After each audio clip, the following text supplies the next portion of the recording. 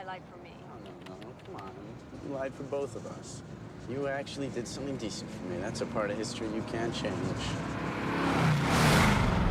I really feel like Victor has created a story that's an archetype, that this is a story of those two kids going down that lonely country road and running into some kind of wild, mystical thing. After a summer of watching The Blair Witch and The Sixth Sense and remembering that these were the kinds of movies that I made in high school and joyously made in high school and never thought of making any other kind of film, that I should really write my monster movie. And Jeepers Creepers just kind of leapt out of that. And I grew up watching the old Universal movies. I'm not from the Freddy generation or from the Friday the 13th generation. I'm too old for that. My brother and I would watch creature features with Bob Wilkins was our host, and we'd watch Creature from the Black Lagoon and Dracula and Frankenstein and all the old Universal monster movies, which were based more on suspense and shadows on the wall, which, even though Jeepers Creepers will have a few graphic moments, we've tried hard not to really predicate it on gore, but rather on suspense and on images that would be hard to forget, just because they're sort of unnerving and indelible. It's really a very simple story, boy, girl, creature. I like devoting my time to one or two characters. In fact, if you look at any of my films, you'll see that I like to stick to one person. He's usually a person close to my own sensibilities because I know and trust his reactions, and I think I can authentically portray his or her journey through the film. Derry, who's the younger brother, you know, I had no problem writing him because he felt so much like me. But the older sister, and I do have an older sister, and this is partially based on her because she is a very strong and smart survivor. I don't think I wrote her to her full potential, and Gina Phillips, who plays her, came in and she wasn't going to let me get away with any false moments. She became Trish and said, no, Trish really wouldn't do this. Wouldn't she do this and this? And she didn't make her part grow out of some kind of ego. She made her part grow because she was absolutely right. This is not a person who would stand by and watch this happen. She'd be more active in this. She'd be more assertive here. That's an example of how my own limitations as a writer are forgiven because of the talents of casting smart. We wanted to read everyone, and we boiled it down from about, I would say, at least 70 or 80 girls in town to two really gifted ones that we felt just played for real instead of posed. You just said you didn't know everything. Now just what the hell are you full of shit about, and what aren't you, okay? You think this is some kind of fun for me? Oh, just cut the fucking bullshit! Tell us what the hell you're trying to do! Derry starts as a very light, open, innocent kind of character, and mine, Trish from the beginning, is a bit cynical. She's wounded. She's just broken up with her boyfriend, who's done some not so nice things to her, and I think she's been wounded by a man or two, and she has lots of walls up, and she's much guarded, more guarded than he is, and she's, you know, kind of tough and guarded and very preoccupied and very pensive. You wanna know something? When I first heard that story, I used to think this was the highway I would die on. Quite the cheery thinker today, aren't we, sis? God, what's Polly Saga been doing to you anyway? I actually asked myself 100 questions I wrote down and then wrote hundreds of pages for about a month, 6 weeks of just writing about her and thinking about her and figuring what her favorite music was and what things that are totally not in the script but just help me connect to her, so that way I feel like I know who she is. I'm confident in her shoes no matter what's thrown at me. I don't have to think, oh, what would Trish do in this situation? I know what Trish would do in that situation. I've never really gotten to do anything like this. I've done a little running around in movies, but never like this. And I've always wanted to be in a horror movie. I've always wanted to do stuff like this because it's just cool. It's a very childish level. It's just cool to be able to run away from a bad guy.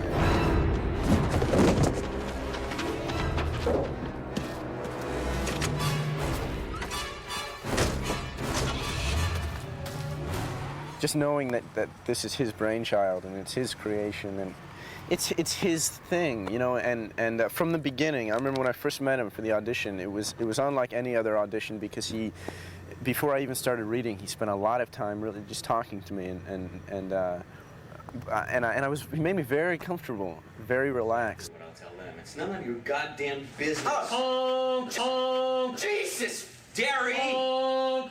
What's this guy trying to do?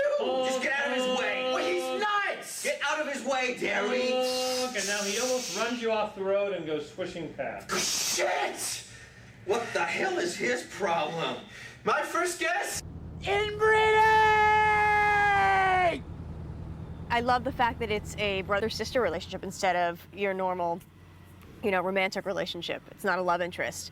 And he's wonderful. Justin, I just adore him. From the second he walked in the room, I auditioned with different guys, and they had me read with a few different young men. And when Justin walked in, it was like an immediate spark. When those things were right away, we felt like brother and sister, and it just, everything came off the pages, and it was wonderful. You can't call it now. My ass! No, you have to call it when you see it. You can't. I was in shock! Fuck! I don't remember there being so many rules to this game. Of course, when there was, you were the one making them, weren't you? I was Junior Nazi. I see her as a sister now. It was very easy. She made it very easy. I think with any other actresses, I might have had a hard time. She's very honest, and so we just played off of one another. Good. Bitch. Mama's boy. Daddy's whore. Dick licker. Ball sniffer. Ass kisser. Butt picker. Repeat, ass and butt, you lose. That's why I think it was important for me to figure out what their history was, so that when we play one of those games, I know, is this something we've played for 10 years, or is this something that's the first time we played it? And that changes what we're doing and how we're relating to each other. I think that's another reason I love his script so much. They're not written in sort of a contrived way. They're not like setups to lead to another series of horrible events and series of, creature sightings. I love that the heart of the movie wasn't about slashing, or the heart of the movie is this relationship with the brother and sister. If you cast really smart and you've got people who really inhabit the characters and come up with really good suggestions that are still on the same page as your story, they help it grow and change into something even more authentic. I learned it from you. Why don't you just, I told you I learned it from you and kick it, because you're going to come around the side here anyway. You just kind of. Studios used to be afraid to use writer-directors because they felt that the writers were so in love with their words that once they got onto the set, they wouldn't be able to let anything go or anything change. Now it's like the industry has changed. It's like they want writer-directors, but I think the important part of being a writer-director is being able to know that the writing is the first stage, and you're a proud papa, but in the next stage, you have to be a responsible parent and let that story grow and change and become something that might be outside what you wanted it to be. What's really difficult is shooting scenes, like I said, in piecemeal, and having to physically get your heart up to a state of shock and trauma. So I do a lot of running around before and a lot of push-ups just to get, the blood flowing and the blood pumping, like visibly shaking. It's one thing to feel that, but it's another, it has to be a physical thing. The whole body's got to be involved. Having the director also be the writer, when something's not working or he has to change something because suddenly the weather's changed, he rewrites the scene like this. He makes it work. He wants our opinions. He wants our input. If I have an idea, there's never a moment where he's like, well, it's different than my line. He wants whatever's best for the movie, whatever's best for the characters. What if it was you, instead of looking away, stare him down for that pregnant moment and see how that plays, okay? You're doing great, though. Both things. I think names get in the way of a story like this. But I love the idea that these kids are just breaking. Off camera almost, Josh, but you're great. But we're on you and we're buying it 100%. Thanks to Francis, we had the autonomy to hire whoever we wanted, which is rare. And I was thrilled that we got fresh faces and really, really gifted ones. All right, stand by. Here we go.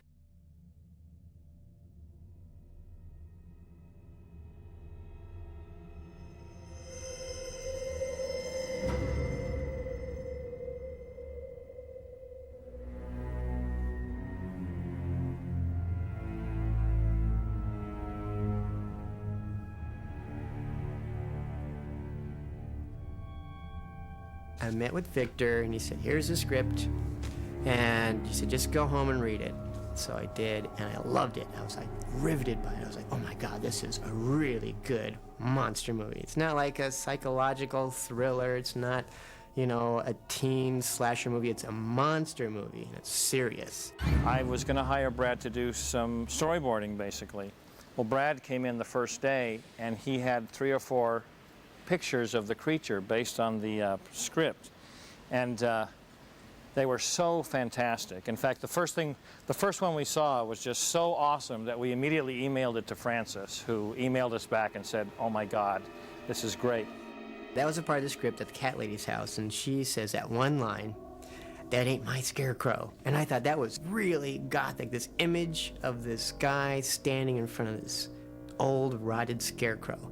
That was just like the essence of how dark and ragged this character was, that he would blend into the scarecrow. I grew up in Nebraska, and, you know, with rolling cornfields in the middle of nowhere, and like, you know, picket fences and barbed wire and old trees and all that kind of stuff, just like barren fields and just old houses and things that you just see driving around Nebraska.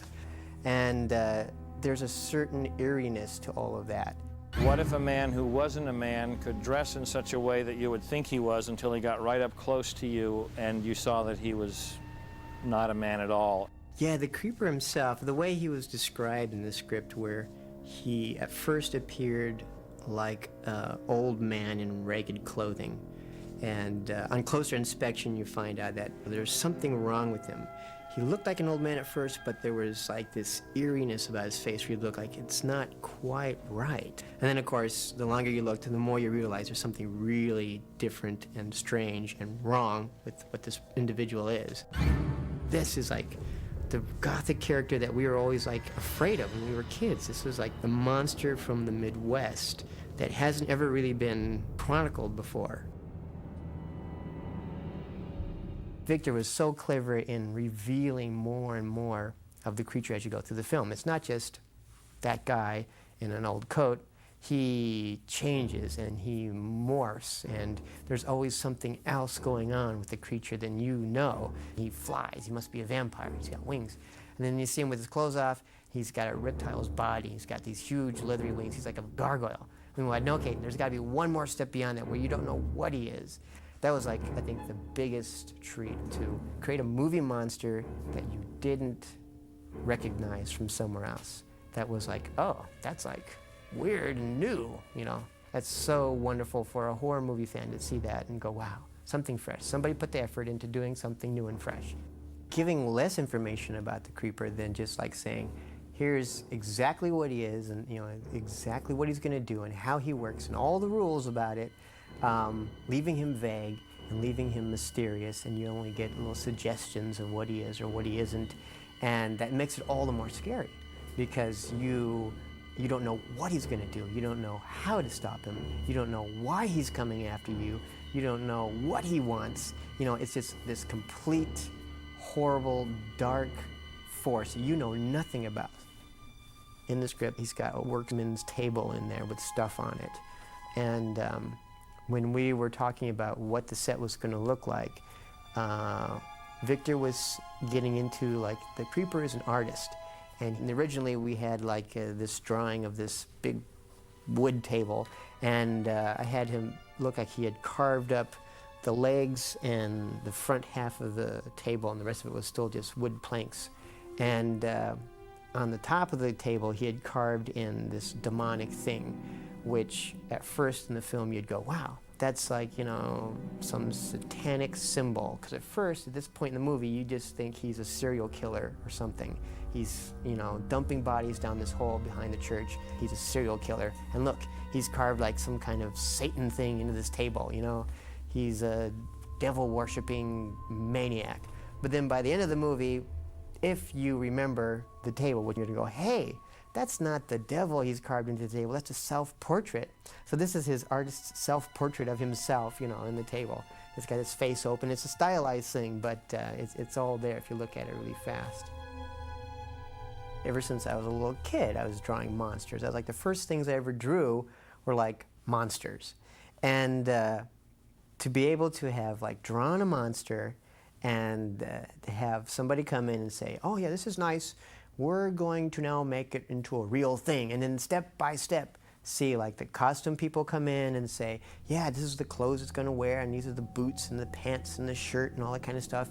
And then the makeup effects guys come in and say, this is how we're going to sculpt it, and this is what the back of the head's going to look like. And then see the actor come in, and this is how it's all going to fit on him, and this is the way it's going to walk, and this is the way it's going to have an attitude. And then to see it turn into this living, breathing creature, I mean, it's just amazing. It's just awesome. I mean, it's like, the pinnacle of any horror movie fan is to see a monster that you drew turn into a living, breathing thing. And I'd go and I'd talk to Breck in between takes sometimes, and he'd be in this huge, great, gothic monster makeup.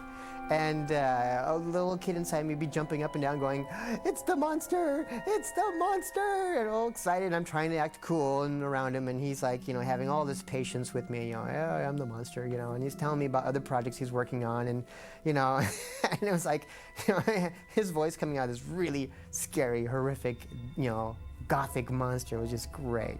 I mean, it was just surreal. It was wonderful. There's nothing else like it. If you have a chance to do it, you should try it.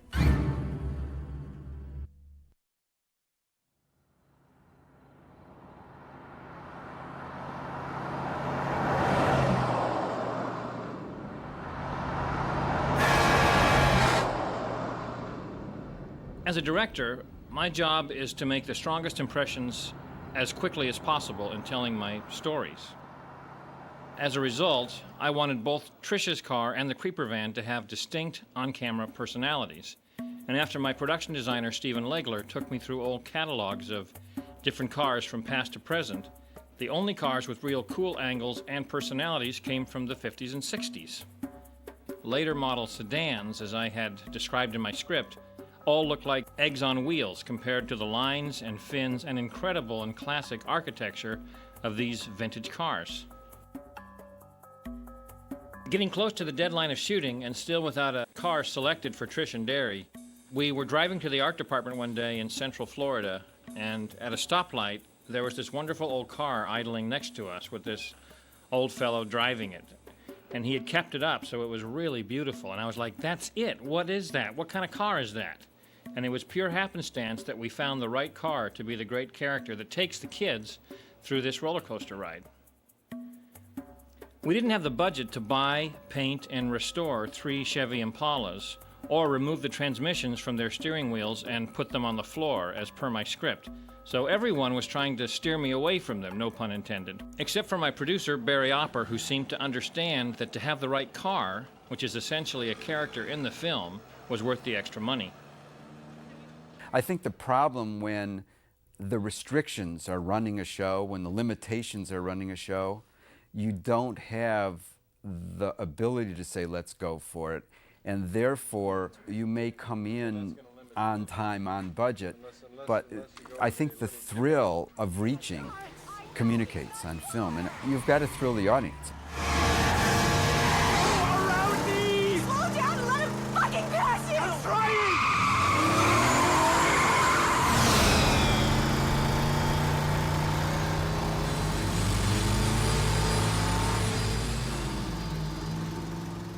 A lot of people don't know that a simple shot of 2 people driving in a car takes an enormous amount of rigging and machinery and lights to make it look like it looks in real life. It is also why in these shots, the actors aren't really driving. The car is lifted up onto a rolling platform called a process trailer, which is then towed by the insert car. The insert car is really a large truck that carries me, the director, my script supervisor, the camera crew, and the director of photography. And one of the first things my director of photography, Don Fauntleroy, wanted when he saw how much driving and car work was in the film was to hire a man named Jack Carpenter to head up the insert cars. You want someone who knows what they're doing and will keep everyone safe, and Jack's experience and ability did just that. So the insert car driver tows the cast and the crew and all the equipment and rigging around, making it like a small studio on wheels. Jack Carpenter, our insert car driver, had to drive all this at varying speeds depending on the scene. We called it the pirate ship because it was full of people and flags, and it looked like one, especially at night, out on the foggy roads of rural Florida. He'd have to be superhuman, otherwise the smell would have killed him. East 9. Central, this is 037, go ahead. As a director, you have to keep looking for new and interesting ways to show something happening. And in one of our biggest night scenes between Trish and Derry and the trooper car that is escorting them, rather than just cut back and forth from car to car, I thought it would be great to roll back and forth between them uninterrupted. I called it our Sugarland Express shot because of all the wonderful car work that Vilmos Zsigmond and Spielberg did on that film. But it was more challenging for our cast and crew than I thought it ever would be. Since the shot was free moving between two cars, Trish and Derry's car was being towed by a process trailer, while the actors playing the troopers were in a free-flowing car.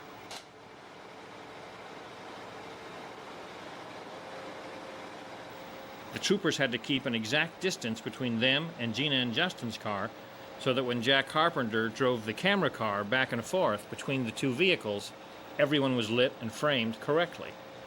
Jack had to hit such precise marks when rolling back and forth that I still don't know how he did it. The entire shot took hours to line up and shoot, and it depended on so many people being in the right place at the right time that I was amazed by the second or third take that we had it and it was working. Actually, you don't see the creeper at first. All you see pretty much is his truck. He is a truck. It's his shell. It's like, you know, he's encased in this metal monstrous armor that he lives inside, and then, like, at night, he can actually come out. So this is the first step to this huge, dirty, disgusting, nasty-looking truck. And it has a voice like, you know, some archaic monster. It has horns. If you're looking up at it, those three little lights at the top are horns. It's a lot like a medieval helmet, almost, of some dark knight, you know. It's got like these weird blacked out visor with these horns on the front and this metal grill of a mouth. And it's, you know, it's just this really demonic looking thing. They originally wanted a van, but they couldn't find a van that looked as menacing as this truck, so they went ahead and built a back to it. I've got plenty of room in the back there to hang all my weapons of destruction and do all my gathering of bodies. We were still in Los Angeles in production. I was driving around, and I think going into work one day to do more boarding, and this old van drove by me. And it was really old, and the paint on it was all messed up. And it was like rusted, and there was like this strange work rail welded to the side of it, and there's like all decayed and strange. And I saw that and I was like, wow, that's like, you know, that's like the Creeper's truck, something this disgusting. The cab that I absolutely loved for the front of the Creeper van was from a Rio truck from the late 1940s. It was from a flatbed truck, so my production designer, Stephen Legler, needed to design a box for the back to turn it into a van. While our transportation department worked on the mechanics of the truck, putting the pieces from several junkyards back together, Stephen had a set and effects shop in Orlando build the box and rear doors, and did what Stephen called the scenic painting, distressing them to look old and rusty and nasty. Stephen built 3 Creeper vans, all matching, and 2 of which ran. One had the original engine, and another had a souped-up V8 with an automatic transmission used for the chase and stunt shots. What the hell is that? Is that the... Yeah. Holy shit, that's creepy. The last thing he did was to design his front bumper for ramming the car and to look terrifying. Stephen said he modeled it somewhat after the cowcatcher on an old steam locomotive, but reversed the shape, making it narrower in the center and wider on the outsides. It looked more like a rammer, and it also gave it more of a face. Stephen designed the van almost a little too good, because on the first day of shooting, when we wanted to tap the Chevy with the Creeper van for some side view shots of the truck attack, the big fender Stephen designed was so effective that even at just cruising speed, the van demolished the back end of our picture car. Unfortunately, it was our A car, which means the best of the 3 Chevys got badly bashed, and on day 1, when there were still shots to do with it, undamaged. My director of photography, Don Fauntleroy, really kind of saved the truck attack sequence. As assistant cameraman and camera operator, Don worked on so many big-budget action flicks, like T2, for example, that what he brings to the table is an incredible body of experience and ability. He told me before we shot the truck attack that we had 5 cameras and he wanted to use them all. He strapped the Creeper van with 3 cameras and let it take off, chasing Trish and Derry's car with their stunt doubles driving. The result were 3 notable and dramatic angles, all used in the film. The first was a high camera slashed to the top of the creeper truck, and it gave us the eerie and shaky bird of prey angle that sort of rocketed after the kid's car in just the way the script talked about. The shakiness of the angle, which couldn't be avoided because of the precarious nature of the camera and the old truck it was attached to, only seemed to help the angle convey a sense of speed and power. The second camera was slashed low to the ground on the front of the creeper van's cowcatcher. With this low-angle camera attached to the creeper truck and fit with a wide-angle lens, it allowed us to go after the Chevy and get in very close, as if we were smashing into it. The wide-angle lens took full advantage of the beautiful fins and the angles of the back of the Chevy and made the car's swerves and jolts even more dramatic. The third camera Don slashed to the side of the creeper van, just behind the front right wheel. This became my favorite angle for the chase, because the spinning wheel and the road rushing under it created such a velocity that it became sort of mesmerizing, especially as it came up on the fleeing Chevy. Don told me I would need lots of little pieces to really show this attack the way I wanted to show it. And there's a certain amount of experience and enthusiasm that a director would be a fool to fly in the face of, and I certainly felt that way with Donnie, who just had a terrific approach for every sequence in Jeepers. But I felt that the truck chase especially, he went in and came out with stuff that surpassed my expectations and storyboards completely. Like Don said, it's amazing what one mounted camera down low with a tire in the foreground can achieve. Cameras that give me speed, speed, please speed, and action cars, action cars. My memories of the Chevys and the creeper van are only that they rarely worked. More than a few takes were scrubbed because one or two of them just plain puttered out.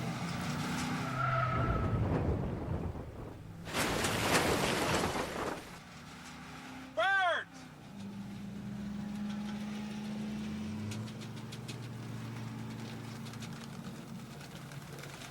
In 1971, I must have been 12 or 13, Duel was a movie of the week. And I don't think consciously I was going, okay, I'm going to do my little version of Duel here in the first act of my movie. But once I saw the dailies of the big old truck coming up and going back and forth, I just said, oh my God, I'm doing Duel. I'm making Duel. In fact, our creature is a truck for the first third of the film.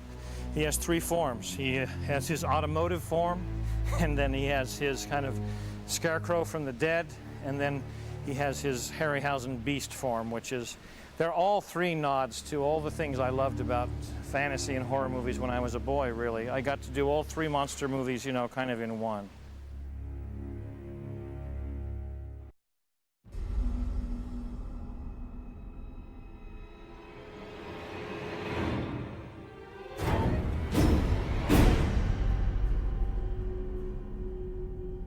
I play a killer, basically, a bad dude, you know. I've been tracking people for centuries, and I'm an enigma of sorts. You know, nobody really knows exactly what I am in the film. Darwin would love this guy. He's just a higher up on the food chain, and he's doing what he's got to do. You know, now that you mention it, he's not such a bad guy after all. It's not all that often that a director or a producer will ask the makeup artist or the makeup effects artist their opinion on something. They'll just say, when can we have this?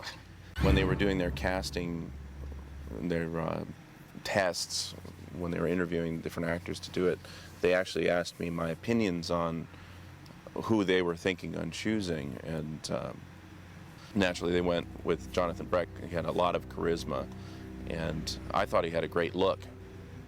Like most auditions, 95% of the people aren't even in the ballpark. 4% are, yeah, there's something there, but 1% is like, that's it.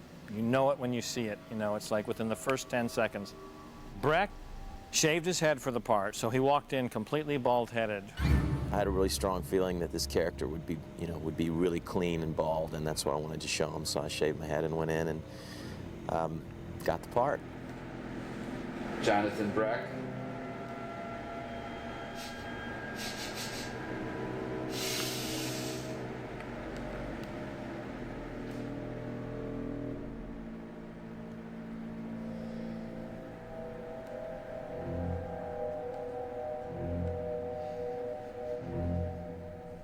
He's a very nice-looking guy, but once he took his hair away, he didn't look nice anymore. His eyes just kind of burned out at you, and he was very intimidating.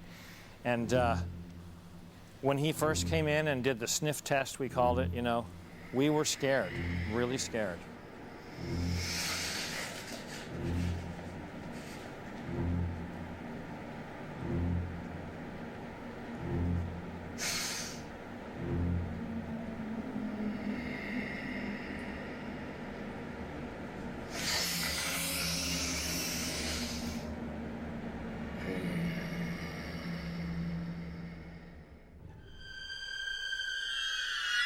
Victor and Brad Parker had been working on designs, from what I understand, for about 8 months.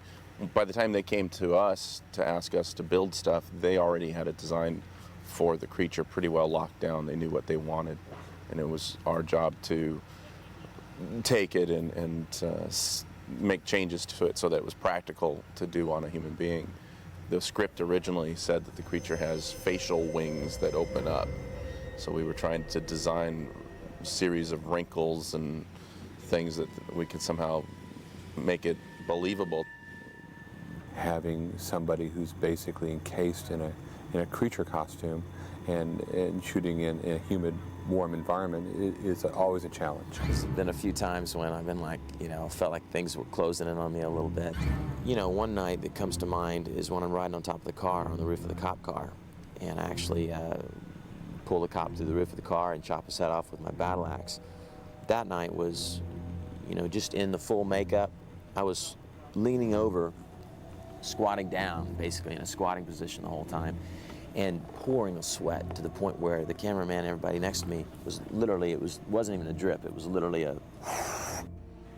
For the Creeper, we built 5 complete suits and then about 10 masks, both stunt masks and masks that Jonathan Breck wears, as well as numerous prosthetic appliances that we use for the closer days when they're going to be shooting close-up.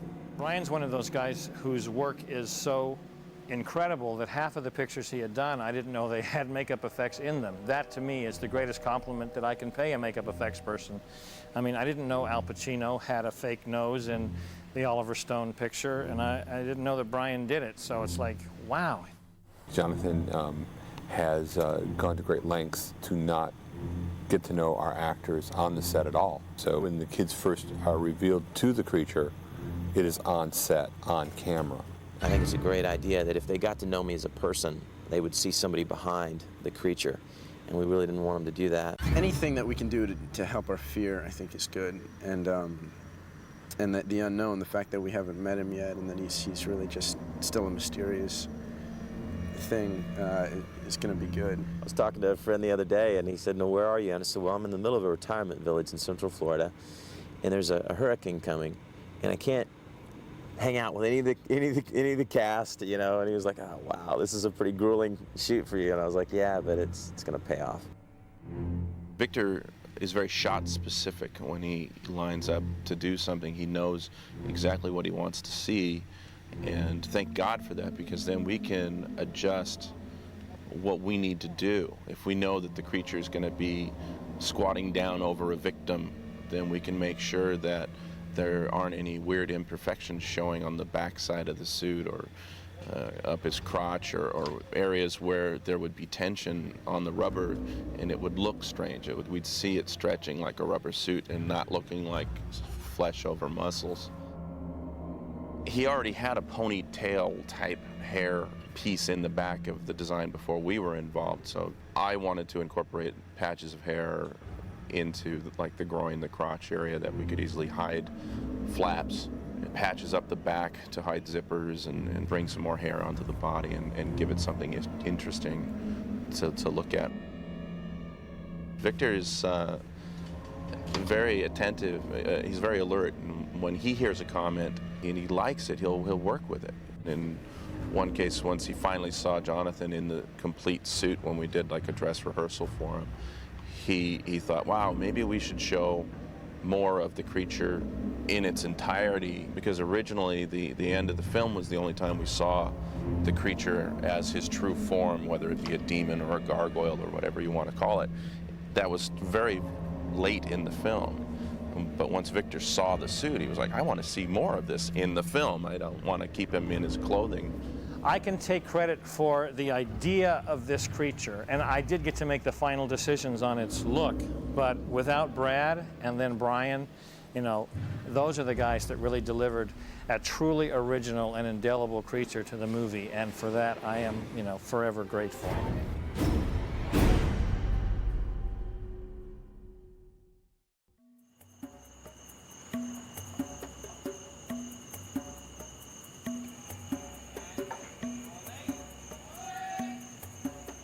The largest part of the month and a half we spent shooting nights took place on what my director of photography, Don Fauntleroy, liked to call 6 moons over Florida. That's because it really did look like 6 small moons rising at the start of each shooting night. Donnie chose 18 massive lights called super dinos and were raised up by 6 condors, large industrial cranes that can put a lot of weight high in the sky, and all to create on film what would look like moonlight. Enough to light a piece of country road 3/4 of a mile long and a half mile wide. Say what? That's the sword! Where's the same? Where'd you get those weavers? Where'd you get those weavers? The stunt guy doubling in there was Nick Brandon. While we were doing those scenes, I was actually in the back seat of the car out of sight, and the driver was another stunt driver, David Phillips. He could converse with Nick as they're going down the road. So if Nick ever got in any problem, you know, he would just tell Dave and Dave would back off. So in that instance, we anchored his feet to the roof, so he had control. He couldn't go anywhere.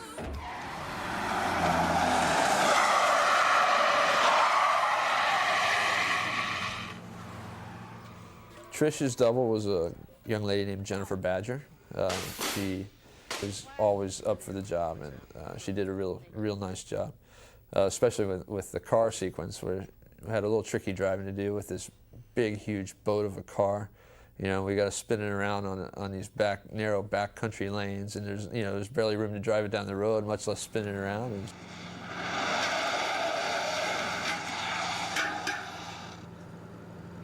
Victor has prepared this movie on a level that I've never seen a director prepare a movie on. He storyboarded every shot.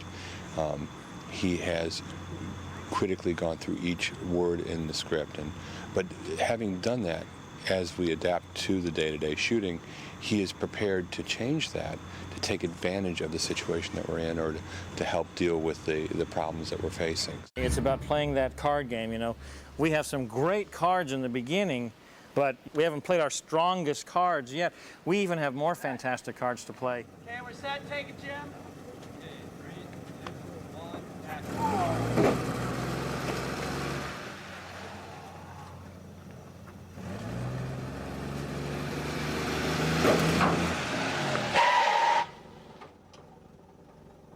Two stunt people did the running over the car, Hank Amos and Kevin Ball. Both phenomenally talented guys. And then when we got it to where I was happy with it, and I thought it was what Victor wanted to see, then we would bring Victor in to look at it, and he would say yay or nay. That was good. Good job, Hanky. What we had them in was a suspension system that took part of their weight, but yet allowed them to be in control. So as the car's coming at them, they time their own actions. That way, you know, nobody can time things for you better than you can when you're in the situation. And so they were totally in control themselves at the time, and they did just a phenomenal job.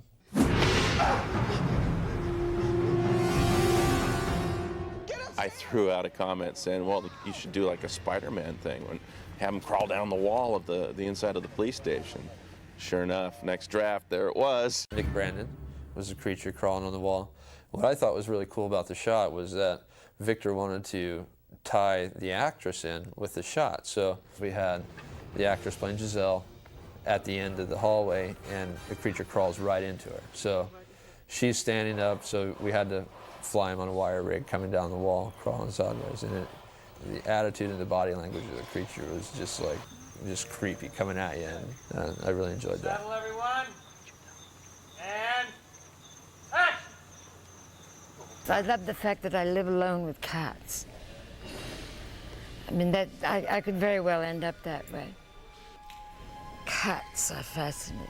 Cats are something to watch and learn from. I mean, they're very comforting, like a baked potato.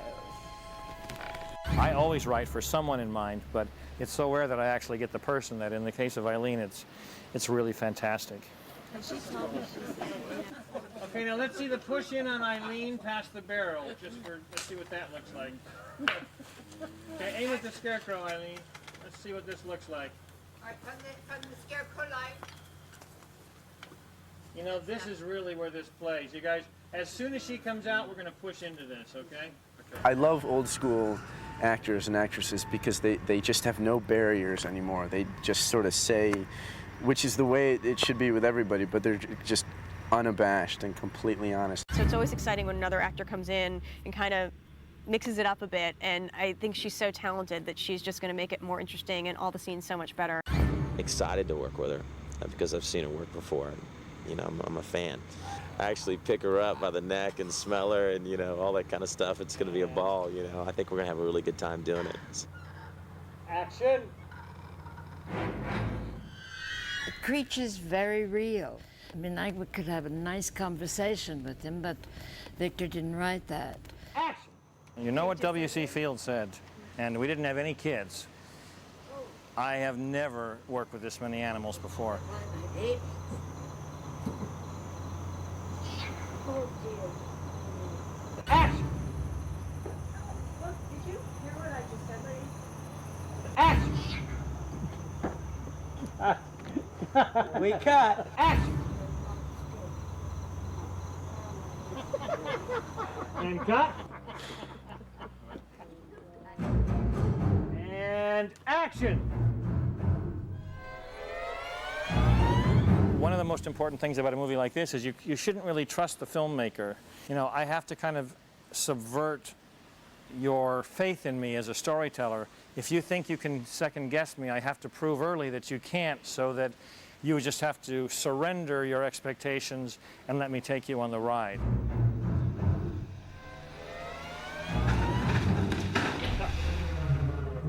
I didn't know how to drive a stick shift before this movie, I have to admit.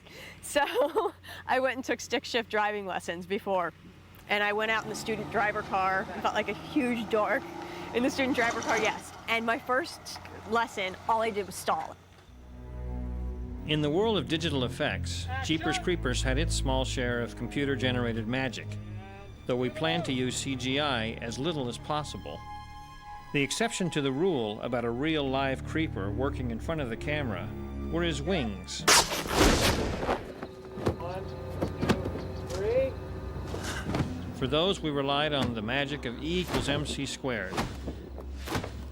The CGI wings were added slowly and incrementally until their movements and texture were perfected.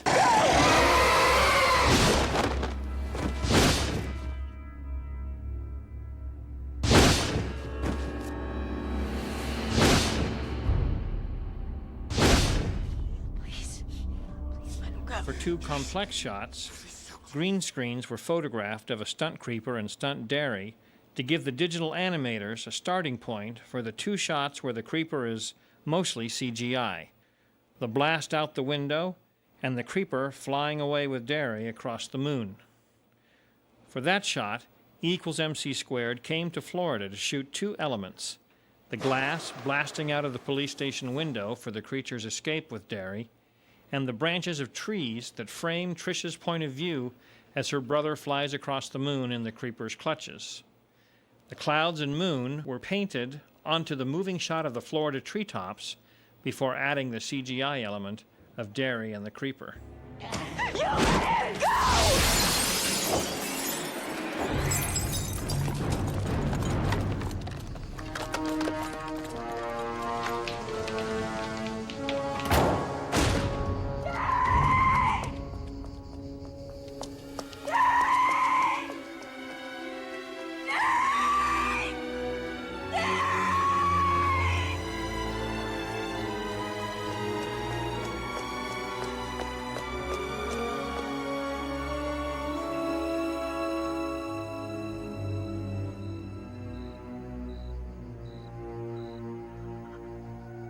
One of the things I'm most proud of about this movie is it doesn't let you off the hook emotionally. It doesn't diminish the impact that horror has in our lives. So it's like, instead of having just items on the menu as your lead cast, you've got people that you are deathly afraid for and deathly concerned about. And one of the things that will be strongest about Jeepers Creepers is, I think, that you will come out feeling like you've been through an emotional ringer, as well as seeing a very cool monster movie.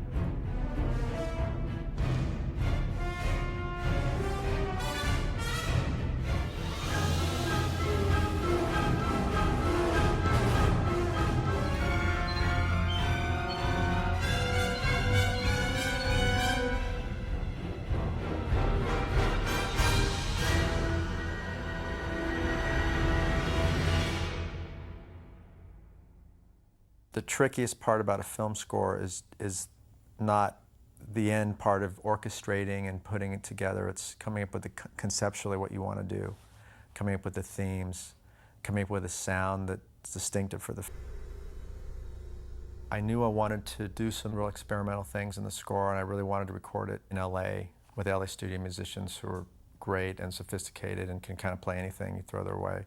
And I actually went through the whole film, and Victor was a part of that process as well, and we kind of decided, okay, let's use the biggest orchestra for this, and maybe a slightly smaller orchestra for these scenes.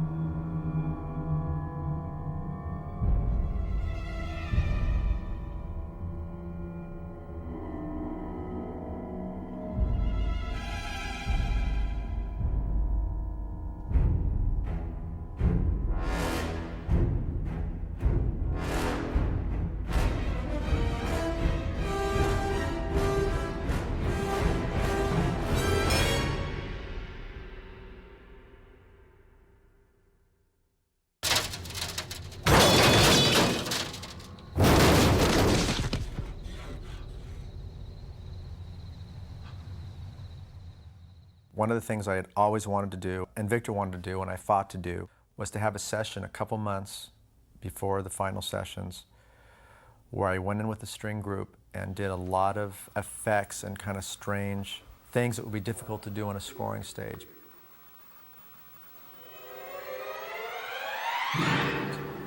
And experimenting, and we put metal clips on the strings in some cases, we put other materials on the strings, we experimented with a lot of effects that would be too time-consuming on a scoring stage. There's a cellist by the name of Erica Duke and a violinist by the name of Mark Menzies who are wonderful players and travel all around the country and the world. I had a couple pre-sessions with them where we went into my studio and I said, okay, let's just play.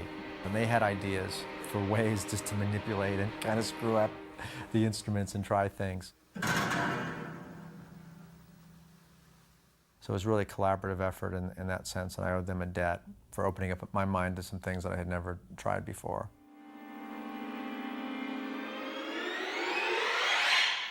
Because there's so many interesting things you can do acoustically. I wanted these sounds to be tailored for the film because there are so many quiet, eerie moments where there's not dialogue.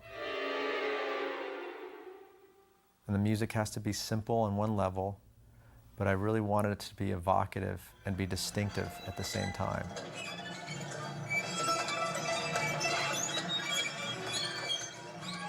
We did some work in using these super balls, which are a lot of times percussionists use on piano strings, and we created many strange piano effects that were moans and eerie and growls, and again, that was just tailored for this film. I'm not seeing this.